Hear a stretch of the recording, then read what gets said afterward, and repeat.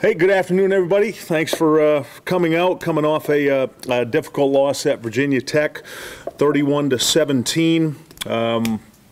Much improved team from week 1 to week 2. That was what I was most encouraged with. I always feel like, as a team, particularly when you've got a younger team, a lot of new players, that's your biggest improvement is from week 1 to week 2, and we definitely saw that in this football game. We had 62 guys that played in this game, so we continue to develop depth, which is something we're going to need over the course of the rest of the season. And what really jumped out to me is how hard we competed for 2 weeks in a row, regardless of the score or if we create some adversity for ourselves. This team just plays hard every snap, and that's in all 3 phases, and that's something we can definitely build on. I felt like we were the better football team than Virginia Tech in the second half. Unfortunately, we got behind 17-13 on the scoreboard. It was a tie game in the second half. We got it from 24-3 to 24-17 with about 13 minutes to go in the game, and we had all the momentum at that point. And then, unfortunately, they hit that long kickoff return on us. A couple of really good things that came out of this game. We were +2 in the turnovers, which you go on the road, hostile environment against a better team on paper than you are, to be able to go +2. I mean, we didn't turn the ball over. We took it away twice. We're number 1 in the league right now in turnovers, and we've created 5 turnovers by our defense to this point. Offensively, we ran 73 plays in this game without a turnover, which is really important for our development. Battling back in the game, as I mentioned, was a big one. To be able to come back from 24-3 down and get it to a 1-score game with all the momentum, we can build on that.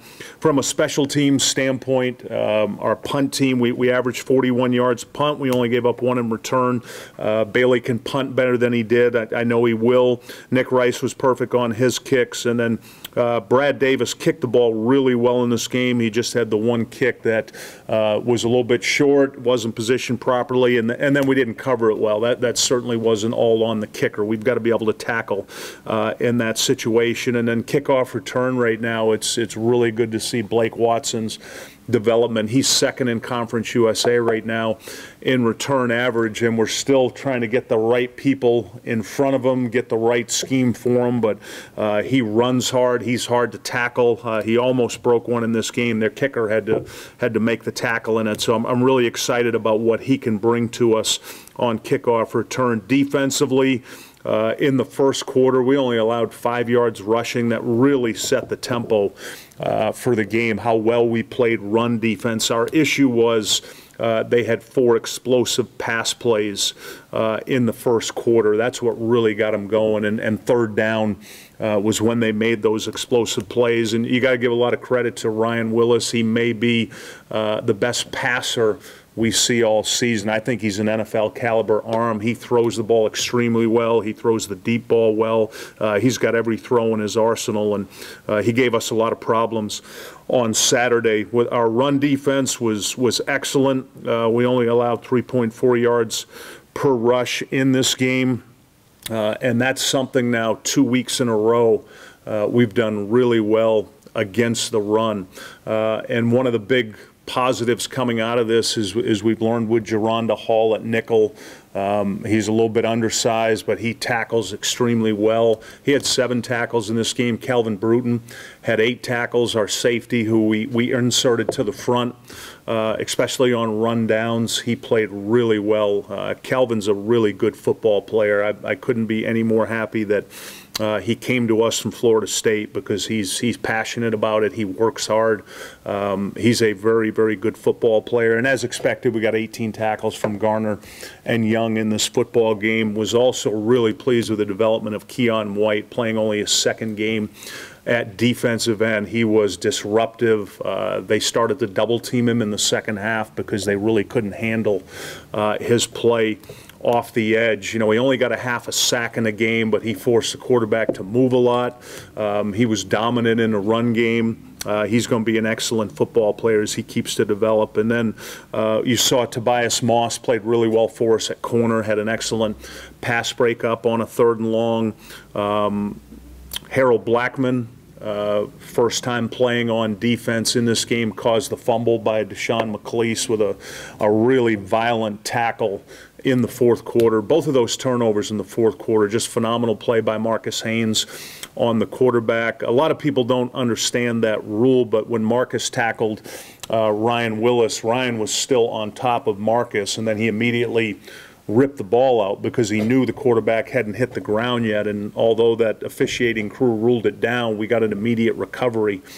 So we got the football, but that was a phenomenal play by Marcus. And then, like I said, the hit by Harold Blackman on Deshaun McClease was really explosive. And that's what Harold Blackman brings. He's a very physical player. So we're starting to develop a rotation in the back end that's going to help us. This is the most depth we've ever had in the secondary, and a lot of credit to Grady Brown. He's developing those guys. There's competition there.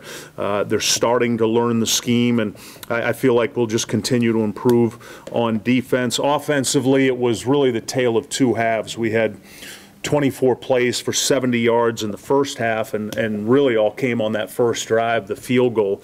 After that, we just couldn't get anything going. We were 2 for 6 on third down. Both conversions came on the first drive. And then we came out in the second half, and we ran 49 plays for 254 yards. We converted 3 times on fourth down in the second half. We were really aggressive on fourth down, especially when we got behind. But you could just see the development and the confidence in the quarterback. He made some tremendous plays in the second half, not only in the run game, but in the pass game. He escaped a couple sacks. He got the ball on the perimeter. Both of his touchdown runs were just phenomenal athletic plays. And I was also excited to see Messiah DeWeaver come in a critical situation and move the chains. Stone had some cramps, and Messiah came in. We ran a drop back pass on fourth down. He didn't see it. He ran it and converted the first down. Then Stone came back in. But it was really good to get Messiah in the game. I wanted to play him week 1. There just wasn't an opportunity to put him in, but to get him in this football game is only going to help us because I feel like we've got 2 really good quarterbacks that can lead this team. Obviously, we've got to improve some things in the pass game, particularly trying to get some explosive plays, and we'll work hard on that this week. Going into the bye week, the focus, as I mentioned, will be in developing more in our pass game. People have gotten used to see us throw the ball successfully, and when you're breaking in a new quarterback, we're running a new offense right now. We're more tight end oriented. We're more run game. We ran the ball very well in this football game. We rushed the ball for 240 yards against Virginia Tech, which, Boston College didn't do that. There weren't many teams last year who ran the ball well against them, and we did in this football game, and we averaged 4.7 yards a carry, which is only going to help us. Now it's a matter of developing the play-action pass off of the run game. That's something we'll work hard on this week to improve. And then our third down defense. And as I said to Coach Blackwell, he was really disappointed that they were 8 for 13 on third down. And schematically, we're running really good things. It's just when you play a quarterback like Willis, if that coverage isn't spot on, if you're not locked on those receivers, he's going to make plays, and he did in the game. So we'll make a couple minor adjustments to what we're doing, but I feel really good about where we are defensively. We come out of the game healthy, which was critical. Everybody's good to go. We'll give them a couple days off early in the week to focus on academics and get themselves healed from the bumps and bruises, and then we'll get right to work on UVA starting on Thursday. And I will gladly take questions. Bobby, how's a bye week this time of year different than the typical one you'll have late in the year or even maybe? Yeah, I've always said I don't mind the bye week early because what gets lost in it is the fact that you had 4 weeks of preseason. So this is really the 7th week that we've been at it. So getting this bye week early, and then we've got another one 7 weeks from now, which times up pretty good, before our last 3 games. It definitely helps just from the standpoint of take a deep breath. It gives us a chance to focus on our self-scout in the first 2 games, which normally wouldn't be that important, but with new systems on offense and defense, it's critical right now that we take a look at at who we are, and then the numbers will tell you either you're accurate or you got to make some adjustments. And so I feel pretty good about having it right now. It actually gives the kids a chance to take a deep breath and regroup. Anything else for Coach? Bobby, can you talk just a little bit about playing at the University of Virginia and playing a nationally ranked team in their place? Can you just tell me about what that experience would be like? Yeah, I was really hoping when we scheduled this game 3 years ago they wouldn't be this good. If I'm being 100% truthful, but I've been upstairs all morning studying them. They are a really good football team. They've done an excellent job. You got to give Bronco a lot of credit because he changed who they were. Their identity is completely different than who UVA used to be as a football team. They're really built in his mold. They do a lot on defense. There's a lot of blitz, but they're really sound. They've got arguably the best corner in America.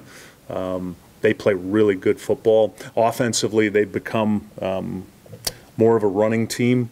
Their quarterback throws it well, but he's one of the most dangerous quarterbacks in the country. He does some really special things with the ball. So it's different, but it is going to be a good experience for our players in terms of I don't look at it differently than I did with us going to Virginia Tech. I mean, there was a little more drama to it because we had beat Tech last year, but it's another Power 5 on the road.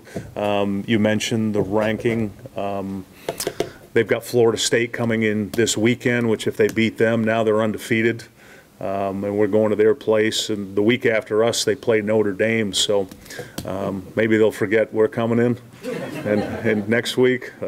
But this is a good football team, Harry. They're really good. Their special teams are excellent. I give Bronco a lot of credit because he's done an excellent job. And I made a point last year when I really felt like he deserved to be commended was coming off that Tech loss last year and how heartbreaking they was that they lost that game. And I spent some time with Bronco at the Senior Bowl. You know, we both had players down there and talked to him and just asked him about his approach after that game, because then they went to the bowl game and they just destroyed South Carolina 28-0. And he talked about that they immediately went right back into, they come out of that Tech game and they went into preseason mode. They practiced like it was preseason. They went hard, and he said, we're not going to have any of this, you know, hangover from the Tech loss. And that's a really good job of coaching to get your team back after a game. You feel like you're going to break the streak and you don't, and the job he did. So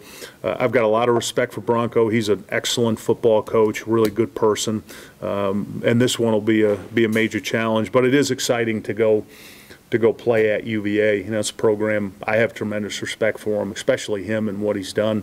They've got really good football players. Anything else? All right, thank you all for coming. Have a great week, everybody.